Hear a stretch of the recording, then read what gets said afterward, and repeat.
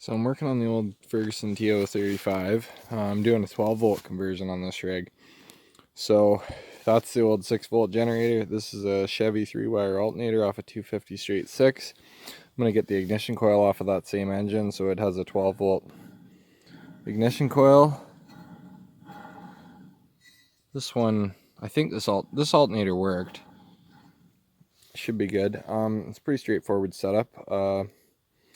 I've watched a few videos of it, and I've seen it done. And my dad's tractor is a Massey Ferguson MF50, and it has the exact same alternator on it.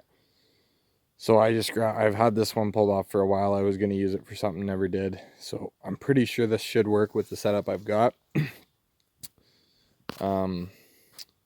Should work anyway, in theory.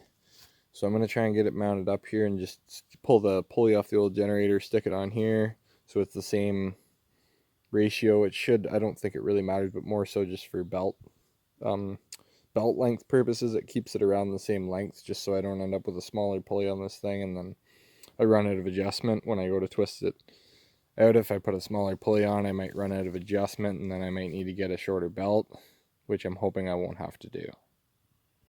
So I'm stealing the ignition coil off of this old girl. Probably full of fucking water now because the fuel pump hole was open and the tarp wasn't over it. And she's laying on her side. That's great. That's what you want. Anyway, this 12 volt ignition coil should work. Yeah, it's just I might need to change the bracket to the one that's on the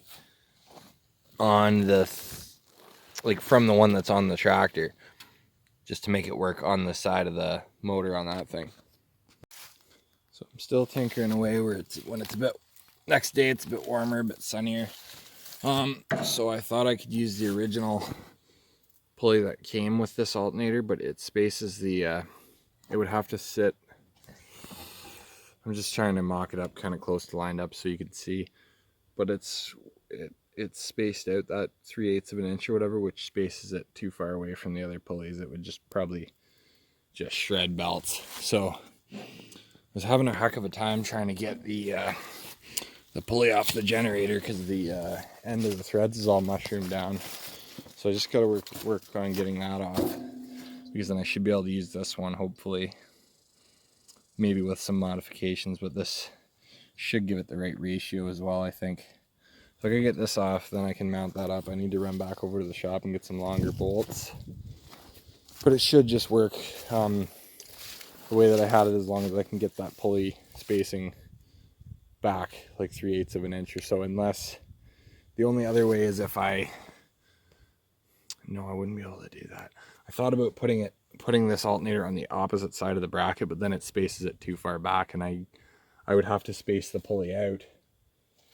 Probably a 1/4 inch, and I don't know how much. You don't really have that much play with this thing once you have the net on, because of the, maybe if I had a lathe and I could recess this out deeper, I could maybe make it work, but I would have to shim it out probably, well, it would be probably about 1/4 inch the thickness of that bracket.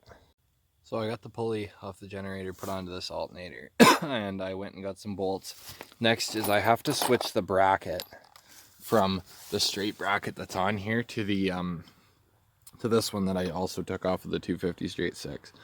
And that'll give me a little bit different angle to get around the fins on the alternator. So that's exactly the same bracket as I've seen used, and on my dad's MF50, which is actually right there, it's they just basically took this bracket, did a pie cut out of it, and just pie cut out of it and welded it back together to make it, to change the angle of it. The only thing that I'm wondering is how the heck do I get this bolt out of here? I don't know if I need to take this off, but I need to do some research and figure out how this pulley actually comes off of the water pump. Because it'll be a real pain if I get into taking the fucking fan off and everything. And I have a feeling with all the welds and shit on here that if this comes off, it's not going to go back together very nicely. Like somebody's fucked with this before. So I need to figure out how to do that to get that bolt off to install that bracket. So my famous catchphrase is that I'm an idiot, and I didn't really think about that. I just undid all 3 bolts, pried the water pump away 1/8 of an inch from the thing, and then I pulled the bolt off. And then I dropped the bolt on the ground because every time I work on anything on the gravel, I drop the bolt on the ground. Can't find it even with a magnet, so I just took grabbed the other one that was supposed to be for this. Just need to run over to the shop and grab another one.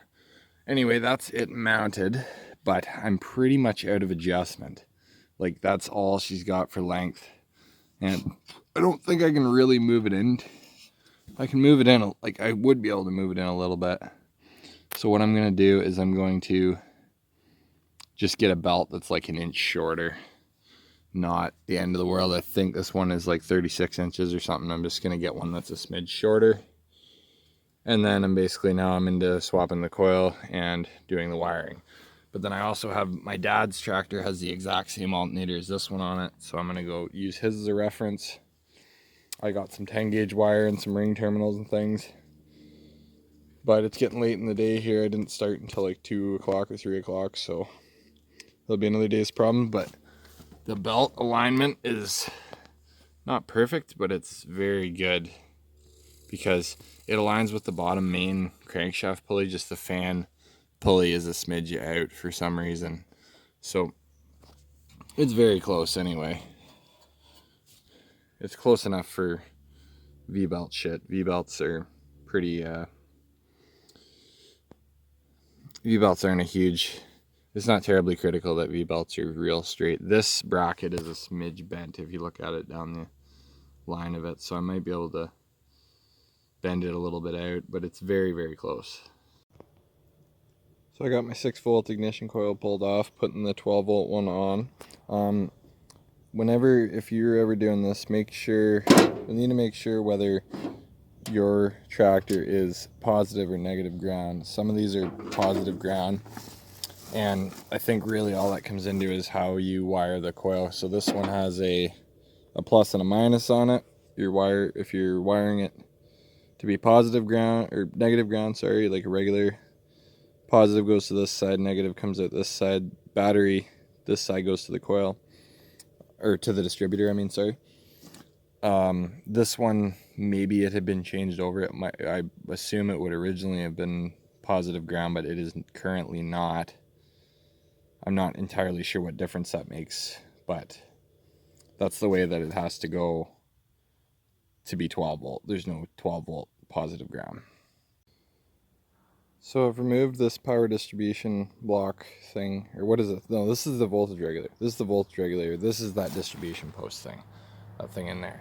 So I've removed this and the wiring that came from the old generator, because I'm going to run a new heavier gauge 10 gauge wire from the alternator to the battery for the charging. Using some heavier stuff. So first thing, I got to make a little jumper from the F, which is field, to the positive, and that's part of what these alternators have to have a certain amount of power to charge. They need to have, like, I don't know what it is, probably like 7 or 8 volts, maybe 10 volts of power going to them to actually make a charge. So I got to run field to the positive stud, and then the R would be your, I can't remember the word for it, but that comes from ignition power off the key switch. So, and that's basically it. And then I ground to make this alternator charge on this system. And then once again, I still need another belt, but that's a problem for another day. So that's my first thing here, is to make that little jumper, and then I can run the wire up to the battery. So this should be pretty much it for the wiring. I got the jumper wire. This wire ran to ignition on the key. Main power wire ran across. It's nothing fancy, but for a 60-year-old tractor, I'm not worried about it. And I got it ran across to the post there. I removed the wiring for the ammeter because it didn't work anyway. The only other thing is I might have to go steal the this wire from the distributor to the coil off of the other motor, because this doesn't quite fit nicely on the coil. It does work, like it would work, it just doesn't sit very nice on there, so I might just go steal it off of there. And then I need to get a belt and get a battery, and then that should be it for its 12-volt conversion. So I went over to my buddy's place and stole a belt out of his barn there. They had a whole bunch of belts. He gave me a handful just to try them, and found one that does work. It's a wider one than what I'm supposed to have, but it'll work now just for a test run. Now I'm running into another issue where this governor rod hits the belt at full throttle, or basically at anything above about half throttle is when that kicks on. So I'm gonna have to figure something out for that. I don't know what adjusting that rod will do, if that's gonna fuck something up for me, but it might be out of adjustment as it is. But I'm gonna look into that and see what adjusting that rod will do. But as it sits right now, the alternator is mounted. It's solid. The alignment is very, very good. It's off just a smidge, but it's very close. And this is definitely the right length of belt, just not the right width. So I will be getting another one once I have, it's a Sunday today, so the stores are all closed, but I will be getting another one of those. I'm gonna throw a battery in it, and I'm gonna run this ground wire quick, and then I'm gonna fire it up and just leave it at idle, just so I can see if it charges. Okay, here's gonna be the moment of truth. We'll see if she cranks on 12 volts. Then we'll have to see if it starts, but see if she cranks on 12. Nothing. Strange. Very strange indeed. So I figured out my issue. This black wire here that's on that stud, that is supposed to be powered, not grounded. That's your wire coming from the battery. So I need to switch that over to power. I'll put it on the top peg, and in theory, I think it should all work. Okay, so in theory, it should all work now. Okay, so she cranks. Let's turn the fuel on, clean up some tools so shit doesn't get scattered, and we'll see if she starts. So let's see if she starts.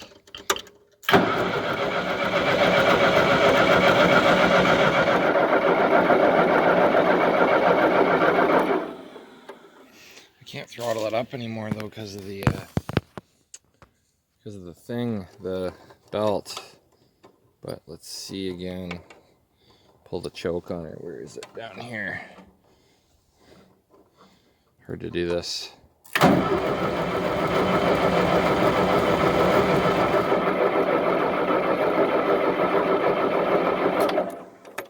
Might not. The coil might not be making spark.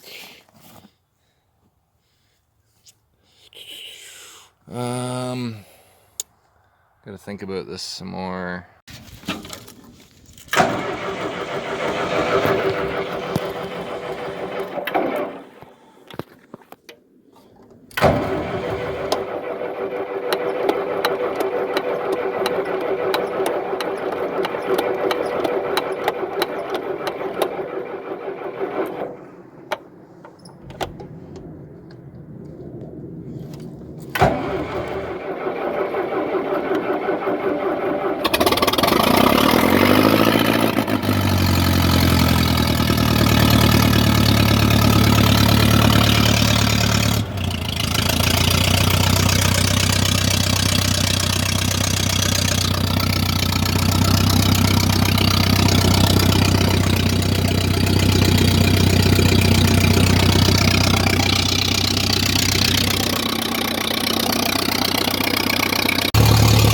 From what I can tell, it's charging because it's reading 11.8 off the battery and 12.5 on the terminal down here.